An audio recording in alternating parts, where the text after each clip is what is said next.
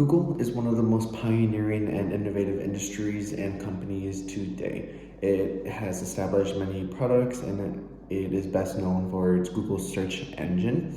Today, the Google search engine is used by the average customer to search up answers and just find relative and basic data on the internet.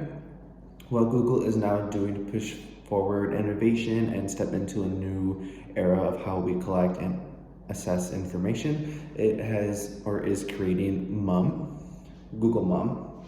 And Google MUM stands for Google Multitask Unified Model. And this operates in a way that it scans all of the internet, it collects information in all types of formats, whether it's in text and textbooks, video format, coding, or if it's in multiple languages, it scans it all and will use that to make a recommendation. The way that this is different than the Google search engine is that it is not giving an answer to a question, but rather a recommendation. It is opening up room for discussion between the person who is asking and the Google MUM process. An example of this process would be me wanting to go skiing, and I have these ski boots, but I'm not sure if they will work.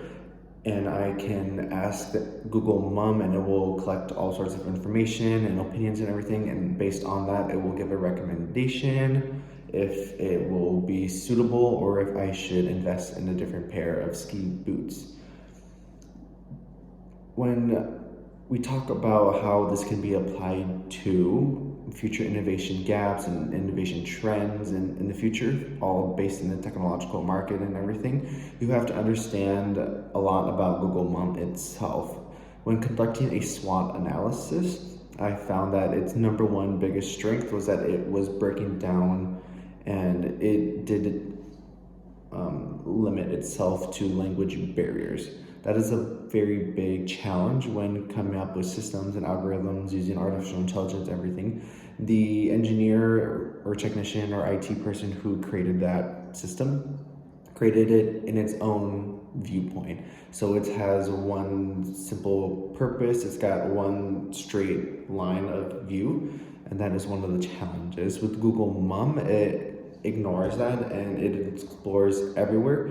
It looks in different languages, it learns more, it's machine learning a bit. So that is its biggest strength.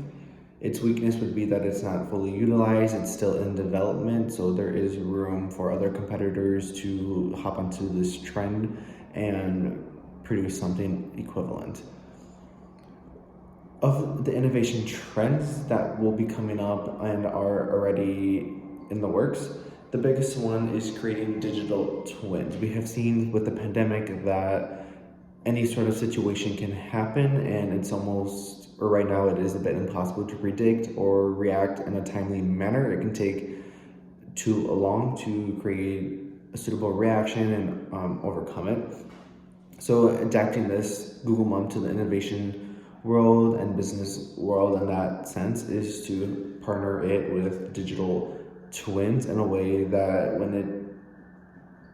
when the digital twin is used to copy a system or a process or an environment, Google MUM can use its system to analyze not just that sole company's area or environment, but compare it to other areas and environments and digital spaces around the world. It can reach out and compare results, data, and everything in order to help make more informed decisions and recommendations. That is one of the biggest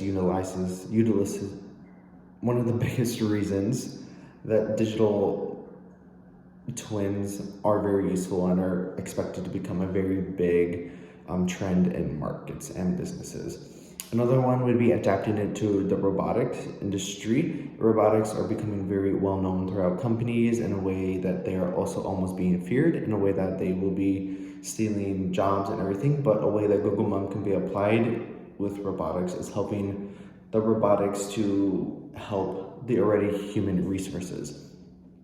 robotics are meant to become an asset to the company and aid in the development and ideation and creativity of the actual human resources.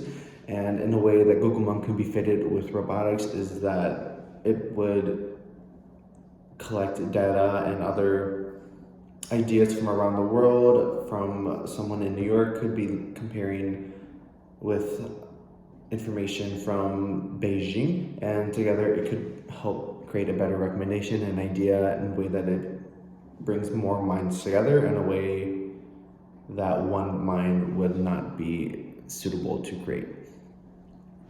Another way that this could be helped is help bridging the gap between the physical space and the digital space. We have new technologies coming out that are helping bridge this gap in a way that virtual reality is becoming a thing, or extended reality, but a way that Google Mum can be fitted is to again breach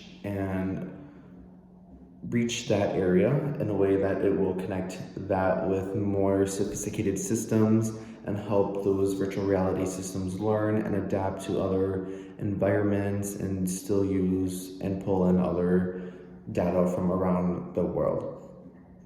The reason all of these trends are becoming more sophisticated and everything is because the world is receiving piles and piles of data. It's receiving thousands and even millions of information, and it has to process that and everything, and that is one of the biggest struggles. We have to find ways to assess that, evaluate it, store it, and give recommendations. Google Mum can help do that in a way that it will evaluate it on its own, compare it with other data, and then give a recommendation. This is all to help the user make a better informed decision, get more minds together on it, more viewpoints, in a way that Google Mum does pull in information from other professors or other experts in that particular industry that is being questioned. These recommendations are meant to make Google Mum move from a more of an average customer use to more of a global business use. That way, Google Mum can be further utilized to help aid in the creation and evolution of information assessing and creativity of that sort. Google Mum is a way to take collecting information onto a bigger and broader and global scale, as it should be, as we have seen that diversity and more of a global mindset is a way to overcome all of these challenges and ignore all of the risks that can be coming with the piles of information.